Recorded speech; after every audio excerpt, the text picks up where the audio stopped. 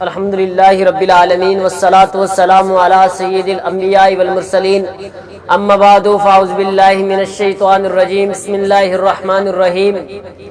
قال اللہ تبارک و تعالی فی کتابہ المجید یا ایہا الذین آمنوا اتقوا اللہ وکونوا مع الصادقین صدق اللہ العظیم وصدق رسولہ النبی الکریم الامین ان اللہ وملائکتہ یصلون علی النبی یا ایہا الذین آمنوا صلوا علیہ وسلموا تسلیما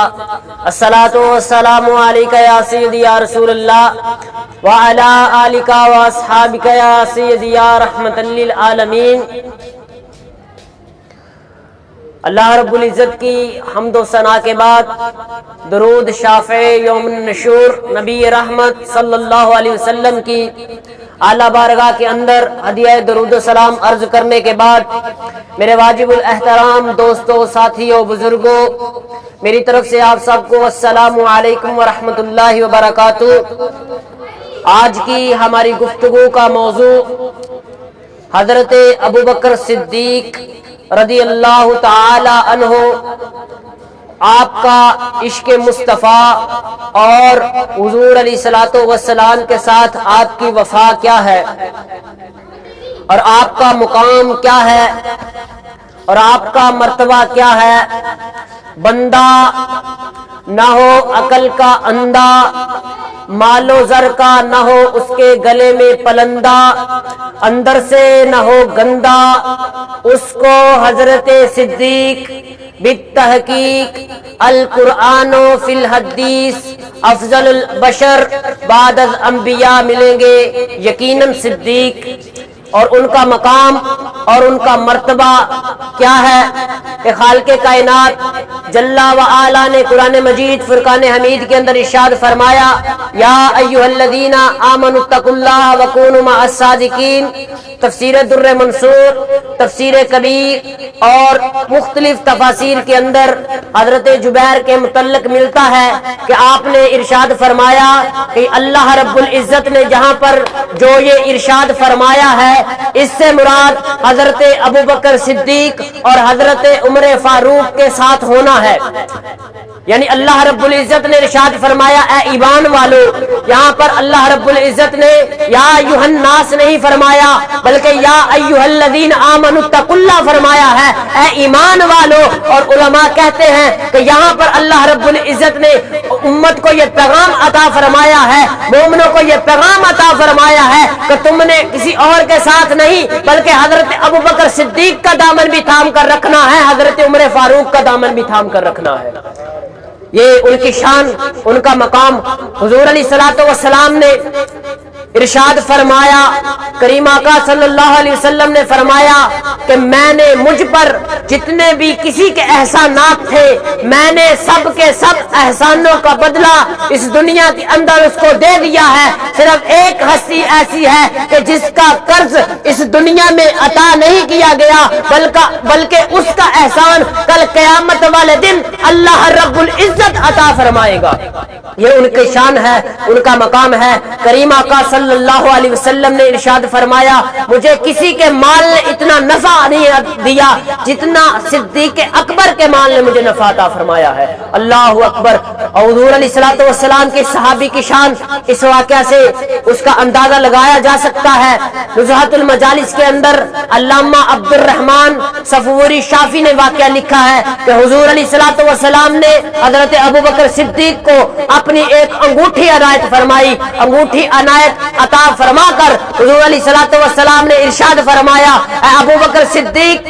اس پر جا کر لا الہ الا اللہ لکھوا کر لے کے آؤ۔ حضور علیہ الصلوۃ والسلام کے یہ صحابی نے حضور علیہ الصلوۃ والسلام کے حکم کی تکمیل کے لیے اس انگوٹھی کو پکڑا اور پکڑ کر جا کر چلے گئے اور جا کر اس پر لکھوا کر جب واپس آئے تو حضور علیہ الصلوۃ والسلام نے جب انگوٹھی دیکھی حضور علیہ الصلوۃ والسلام نے حضرت ابوبکر صدیق سے اس واہمیہ طور پر یہ پوچھا کہ اے ابو بکر صدیق اس انگوٹھی پر جو یہ آگے زیادتی ہے یہ کیوں کر کے لائی ہو؟ تو حضرت ابو بکر صدیق نے آگے سے اپنے عشق کا اظہار کیا، اپنی محبت کا اظہار کیا اور اپنی اعلیٰ سے اعلیٰ محبت کا ثبوت دیا اور فرمایا کہ یا رسول اللہ صلی اللہ علیہ وسلم آپ نے مجھے یہ فرمایا تھا کہ اس پر لا الہ الا اللہ لکھوا کر لاؤ، تو میری غیرت محبت نے یہ پسند نہیں کیا کہ میں آپ کے نام سے، حضور علیہ الصلوۃ والسلام سے حضرت ابو بکر صدیق نے فرمایا کہ مجھے میری غیرت محبت نے یہ گوارا نہیں کیا کہ میں رب تعالیٰ کے نام سے آپ کا نام جدا ہونا پسند کروں۔ اتنا عشق تھا حضرت ابو بکر صدیق کا۔ لیکن آگے حضور علیہ الصلوۃ والسلام نے ارشاد فرمایا اے ابو بکر صدیق اس پر جو آگے لکھا ہوا ہے، حضرت ابو بکر صدیق نے فرمایا یا رسول اللہ اس کو میں نے نہیں لکھوایا، اس پر لکھا ہوا تھا لا الہ الا اللہ محمد الرسول اللہ، اور ابو بکر صدیق کا نام بھی اس انگوٹھی کے اندر لکھا ہوا تھا۔ تو حضور علیہ الصلوۃ والسلام نے پوچھا اے ابو بکر صدیق یہ ابو بکر صدیق کس لیے لکھوا کر لائے ہو؟ تو اتنے میں حضرت جبرائیل امین آپ کی حاضر خدمت ہوتے ہیں اور عرض کرتے ہیں یا رسول اللہ صلی اللہ علیہ وسلم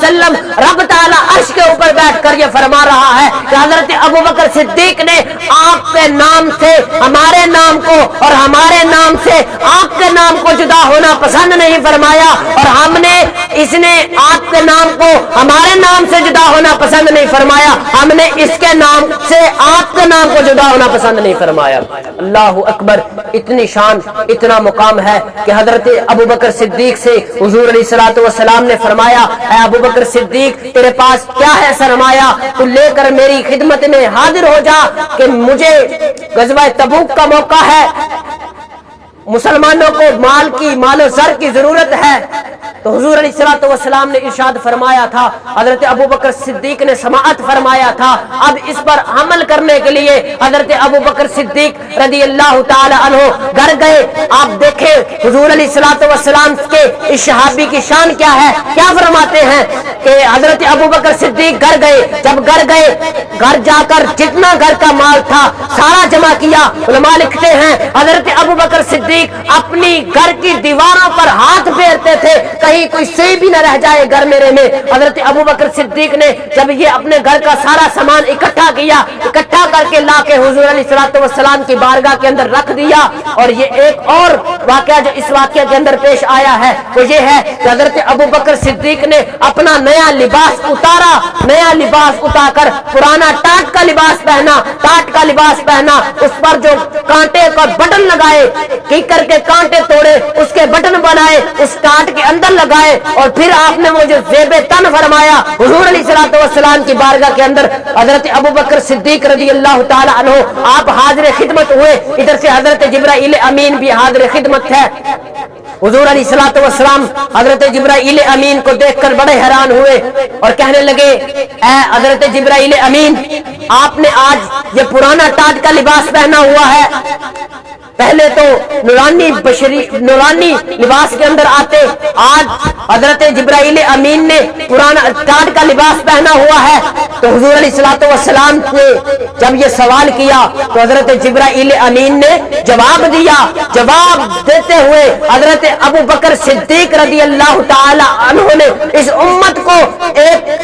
ایک ارشاد فرما دیا اور یہ ایک اعلان بھی حضور علیہ الصلوۃ والسلام کی امت کے لیے بھی دے دیا کہ حضرت جبرائیل امین نے فرمایا کہ الہ العالمین نے جتنے بھی عرش کے فرشتے ہیں، فرش کے فرشتے ہیں، سارے فرشتوں کو یہ ارشاد فرمایا ہے کہ جیسا لباس حضرت ابو بکر صدیق رضی اللہ تعالی عنہ آپ نے جیسا لباس پہنا ہے، سارے فرشتے جیسا یار غار نے لباس پہنا ہے ایسے ہی سارے فرشتے یار غار والا لباس پہن لے۔ تو سارے فرشتوں نے جیسا لباس حضرت ابو بکر صدیق رضی اللہ تعالی عنہ آپ نے پہنا تھا ویسے ہی سارے فرشتوں نے ویسا لباس پہنا۔ تو یہ آپ کا حضور علیہ الصلوۃ والسلام کے ساتھ عشق ہے، آپ سے محبت ہے، اور آپ کا مقام اور آپ کا مرتبہ اس بات سے اور اس بات سے آپ کی محبت کا اندازہ لگایا جا سکتا ہے کہ حضرت عمر فاروق رضی اللہ تعالی عنہ آپ فرمایا کرتے تھے کہ کاش میں حضرت ابو بکر صدیق کے سینے کا ایک بال ہوتا۔ حضرت عمر فاروق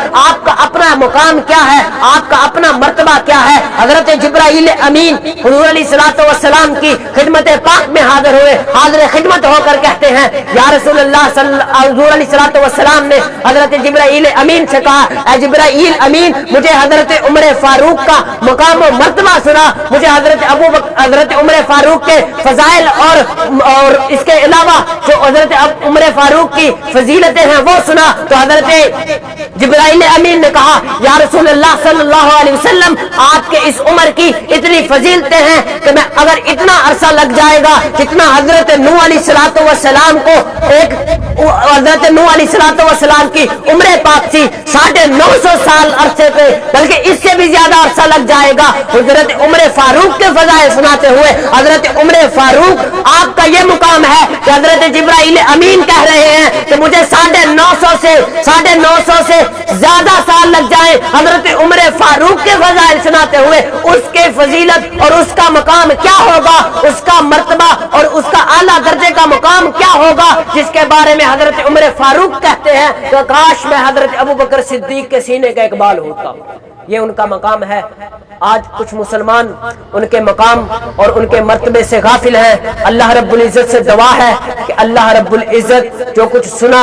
اس پر عمل کرنے اور جو کچھ بیان کیا اور ان کی شان اور ان کا مقام سمجھنے کی توفیق عطا فرمائے۔ وآخر دعوانا ان الحمدللہ رب العالمین۔